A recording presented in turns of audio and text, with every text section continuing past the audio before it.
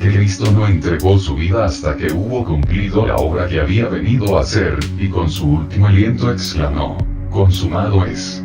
La batalla había sido ganada. Su diestra y su brazo santo le habían conquistado la victoria. Como vencedor, plantó su estandarte en las alturas eternas. ¡Qué gozo entre los ángeles! Todo el cielo se asoció al triunfo de Cristo. Satanás, derrotado, sabía que había perdido su reino. El clamor, consumado es, tuvo profundo significado para los ángeles y los mundos que no habían caído. La gran obra de la redención se realizó tanto para ellos como para nosotros. Ellos comparten con nosotros los frutos de la victoria de Cristo. Hasta la muerte de Cristo, el carácter de Satanás no fue revelado claramente a los ángeles ni a los mundos que no habían caído. El gran apóstata se había revestido de tal manera de engaño que aún los seres santos no habían comprendido sus principios.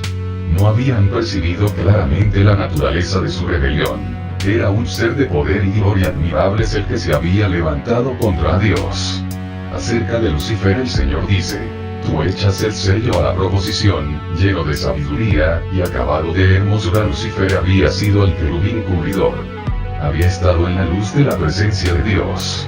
Había sido el más alto de todos los seres creados, y el primero en revelar los propósitos de Dios al universo. Después que hubo pecado, su poder seductor era tanto más engañoso y resultaba tanto más difícil desenmascarar su carácter cuanto más exaltada había sido la posición que ocupara cerca del Padre. Dios podría haber destruido a Satanás y a los que simpatizaban con él tan fácilmente como nosotros podemos arrojar una piedrecita al suelo, pero no lo hizo. La rebelión no se había de vencer por la fuerza.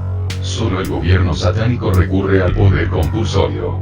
Los principios del Señor no son de este orden. Su autoridad descansa en la bondad, la misericordia y el amor, y la presentación de estos principios es el medio que quiere emplear. El gobierno de Dios es moral, y la verdad y el amor han de ser la fuerza que lo haga prevalecer. Era el propósito de Dios colocar las cosas sobre una eterna base de seguridad, y en los concilios del cielo fue decidido que se le debía dar a Satanás tiempo para que desarrollara los principios que constituían el fundamento de su sistema de gobierno. Él había aseverado que eran superiores a los principios de Dios. Se dio tiempo al desarrollo de los principios de Satanás, a fin de que pudiesen ser vistos por el universo celestial. Satanás indujo a los hombres a pecar, y el plan de la redención fue puesto en práctica. Durante 4000 años Cristo estuvo obrando para elevar al hombre, y Satanás para arruinarlo y degradarlo. Y el universo celestial lo contempló todo. Cuando Jesús vino al mundo, el poder de Satanás fue dirigido contra él. Desde que apareció como niño en Belén, el usurpador obró para lograr su destrucción. De toda manera posible, procuró impedir que Jesús alcanzase una infancia perfecta, una virilidad inmaculada, un ministerio santo, y un sacrificio sin mancha. Pero fue derrotado. No pudo inducir a Jesús a pecar. No pudo desalentarle ni inducirle a apartarse de la obra que había venido a hacer en la tierra. Desde el desierto al Calvario, la tempestad de la ira de Satanás le azotó, pero cuanto más despiadada era, tanto más firmemente se aferraba el Hijo de Dios de la mano de su Padre, y avanzaba en la senda ensangrentada. Todos los esfuerzos de Satanás para oprimirle y vencerle no lograron, sino hacer resaltar con luz más pura su carácter inmaculado. Todo el cielo y los mundos que no habían caído fueron testigos de la controversia. Con qué intenso interés siguieron las escenas finales del conflicto. Vieron al Salvador entrar en el huerto de Getsemaní, con el alma agobiada por el horror de las densas tinieblas. Oyeron su amargo clamor: Padre mío, si es posible, pase de mí este vaso. Al retirarse de él la presencia del Padre, le vieron entristecido con una amargura de pesar que excedía a la de la última gran lucha con la muerte. El sudor de sangre brotó de sus poros y cayó en gotas sobre el suelo. 3 veces fue arrancada de sus labios la oración por liberación. El cielo no podía ya soportar la escena, y un mensajero de consuelo fue enviado al Hijo de Dios. El cielo contempló a la víctima entregada en las manos de la turba homicida y llevada apresuradamente entre burlas y violencias de un tribunal a otro. Oyó los escarnios de sus perseguidores con referencia a su humilde nacimiento. oyó a uno de sus más amados discípulos negarle con maldiciones y juramentos. Vio la obra frenética de Satanás y su poder sobre los corazones humanos. Oh terrible escena. El Salvador apresado a medianoche en Getsemaní, arrastrado de aquí para allá desde el palacio al tribunal, emplazado 2 veces delante de los sacerdotes, 2 veces delante del Sanedrín, 2 veces delante de Pilato y 1 vez delante de Herodes. Burlado, azotado, condenado y llevado a ser crucificado, cargado con la pesada cruz, entre el llanto de las hijas de Jerusalén y los escarnios del populacho. El cielo contempló con pesar y asombro a Cristo colgado de la cruz, mientras la sangre fluía de sus sienes heridas y el sudor teñido de sangre brotaba en su frente. De sus manos y sus pies caía la sangre, gota a gota, sobre la roca horadada para recibir el pie de la cruz. Las heridas hechas por los clavos se desgarraban bajo el peso de su cuerpo. Su jadeante aliento se fue haciendo más rápido y más profundo, mientras su alma agonizaba bajo la carga de los pecados del mundo. Todo el cielo se llenó de asombro cuando Cristo ofreció su oración en medio de sus terribles sufrimientos. Padre, perdónalos, porque no saben lo que hacen. Sin embargo, allí estaban los hombres formados a la imagen de Dios, uniéndose para destruir la vida de su Hijo unigénito. ¡Qué espectáculo para el universo celestial! Los principados y las potestades de las tinieblas estaban congregados en derredor de la cruz, arrojando la sombra infernal de la incredulidad en los corazones humanos. Cuando el Señor creó a estos seres para que estuviesen delante de su trono eran hermosos y gloriosos. Su belleza y santidad estaban de acuerdo con su exaltada posición. Estaban enriquecidos por la sabiduría de Dios y ceñidos por la panoplia del cielo. Eran ministros de Jehová. Pero, ¿quién podía reconocer en los ángeles caídos a los gloriosos serafines que una vez ministraron en los atrios celestiales?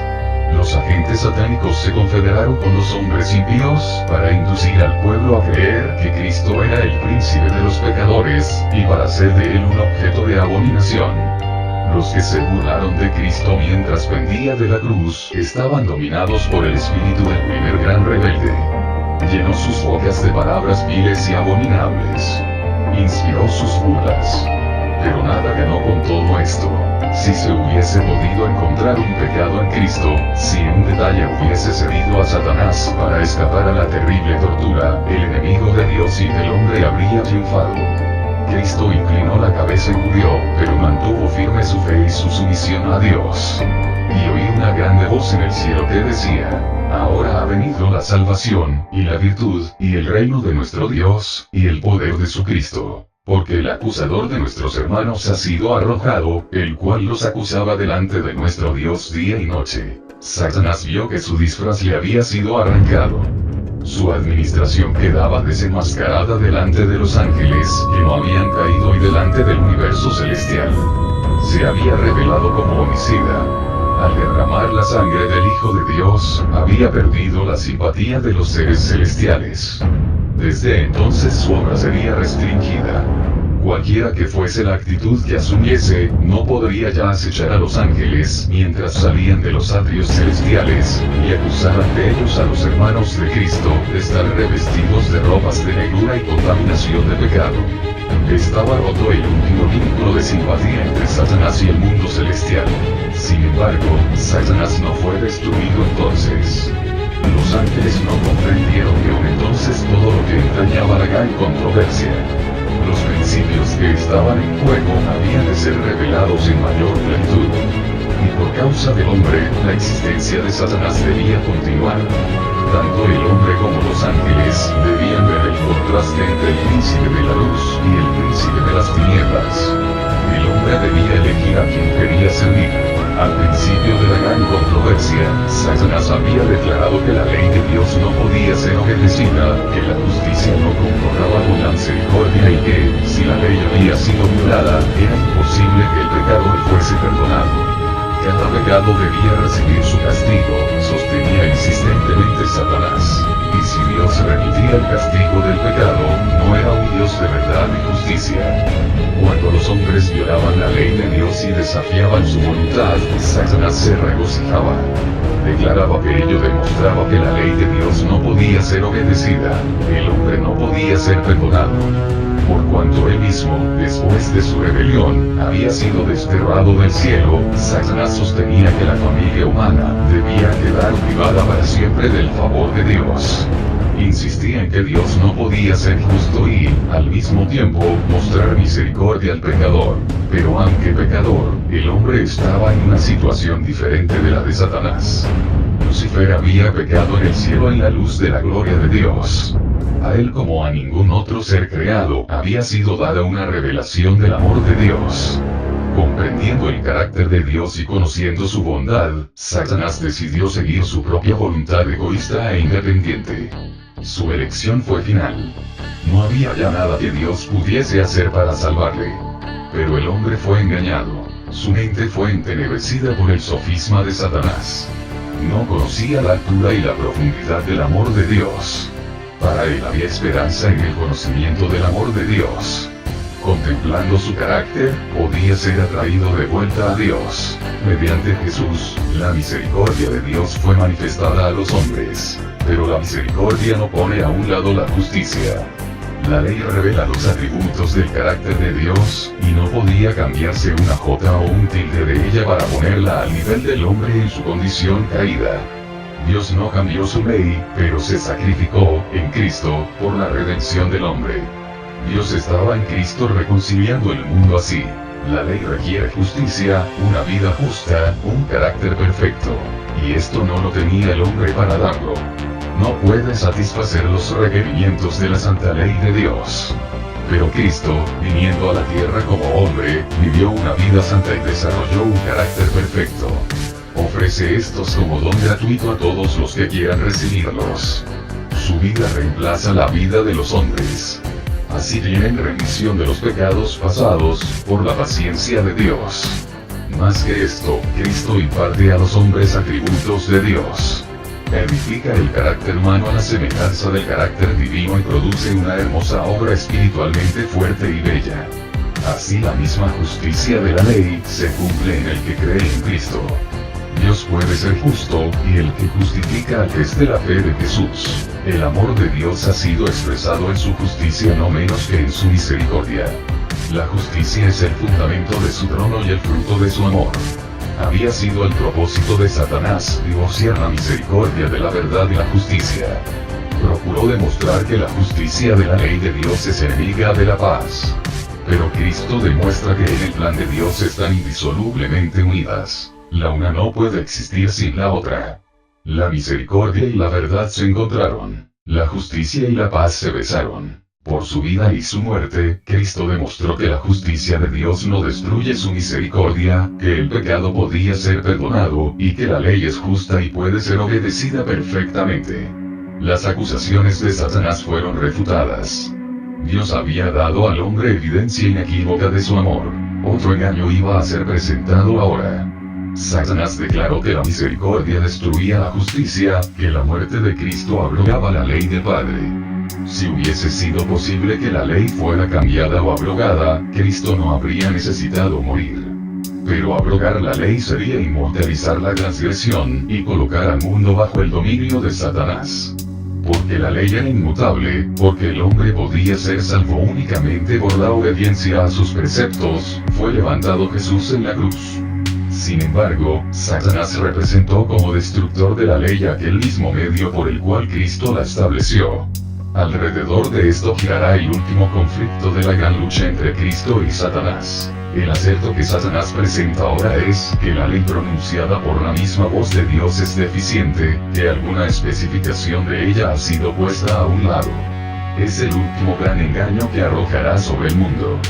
No necesita atacar toda la ley. Si puede inducir a los hombres a despreciar un precepto, logra su propósito. Porque cualquiera que hubiere guardado toda la ley, y ofendiere en un punto, es hecho culpado de todos consintiendo en violar un precepto. Los hombres se colocan bajo el poder de Satanás. Sustituyendo la ley de Dios por la ley humana, Satanás procurará dominar al mundo. Esta obra está predicha en la profecía. Acerca del gran poder apóstata que representa a Satanás, se ha declarado: hablará palabras contra el Altísimo, y a los santos del Altísimo quebrantará, y pensará en mudar los tiempos y la ley, y entregados serán en su mano. Los hombres erigirán con seguridad sus leyes, para contrarrestar las leyes de Dios. Tratarán de compeler las conciencias ajenas, y en su celo para imponer esas leyes oprimirán a sus semejantes. La guerra contra la ley de Dios, que empezó en el cielo, continuará hasta el fin del tiempo. Cada hombre será probado. El mundo entero ha de decidir si quiere obedecer o desobedecer. Todos serán llamados a elegir entre la ley de Dios y las leyes de los hombres. En esto se trazará la línea divisoria. Habrá solamente dos clases. Todo carácter quedará plenamente definido, y todos demostrarán si han elegido el lado de la lealtad o el de la rebelión. Entonces vendrá el fin. Dios vindicará su ley y librará a su pueblo. Satanás y todos los que se han unido con él en la rebelión serán cortados. El pecado y los pecadores perecerán, raíz y rama, Satanás la raíz, y sus seguidores las ramas. Será cumplida la palabra dirigida al príncipe del mal. Por cuanto pusiste tu corazón como corazón de Dios, te arrojé de entre las piedras del fuego, oh querubín cubridor, en espanto serás, y para siempre dejarás de ser, entonces no será el malo, y contemplarás sobre su lugar, y no parecerá. Serán como si no hubieran sido. Este no es un acto de fuerza arbitraria de parte de Dios. Los que rechazaron su misericordia ciegan lo que sembraron. Dios es la fuente de la vida, y cuando uno elige el servicio del pecado, se separa de Dios, y se separa así de la vida.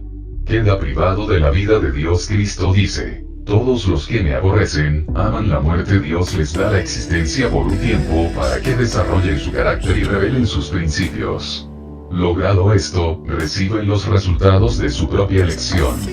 Por una vida de rebelión, Satanás y todos los que se unen con él se colocan de tal manera en desarmonía con Dios, que la misma presencia de él es para ellos un fuego consumidor. La gloria de aquel que es amor los destruye. Al principio de la gran controversia, los ángeles no comprendían esto. Si se hubiese dejado a Satanás y su hueste cosechar el pleno resultado de su pecado, habrían perecido. Pero para los seres celestiales no habría sido evidente que ello era el resultado inevitable del pecado. Habría permanecido en su mente una duda en cuanto a la bondad de Dios, como mala semilla para producir su mortífero fruto de pecado y desgracia. Pero no sucederá así cuando la gran controversia termine. Entonces, habiendo sido completado el plan de la redención, el carácter de Dios quedará revelado a todos los seres creados. Se verá que los preceptos de su ley son perfectos e inmutables. El pecado habrá manifestado entonces su naturaleza, Satanás, su carácter. Entonces el exterminio del pecado vindicará el amor de Dios y rehabilitará su honor delante de un universo compuesto de seres que se deleitarán en hacer su voluntad y en cuyo corazón estará su ley. Bien podían, pues, los ángeles regocijarse al mirar la cruz del Salvador. Porque aunque no lo comprendiesen entonces todo, sabían que la destrucción del pecado y de Satanás estaba asegurada para siempre, como también la redención del hombre, y el universo quedaba eternamente seguro. Cristo mismo comprendía plenamente los resultados del sacrificio hecho en el Calvario. Los consideraba todos cuando en la cruz exclamó: consumado es.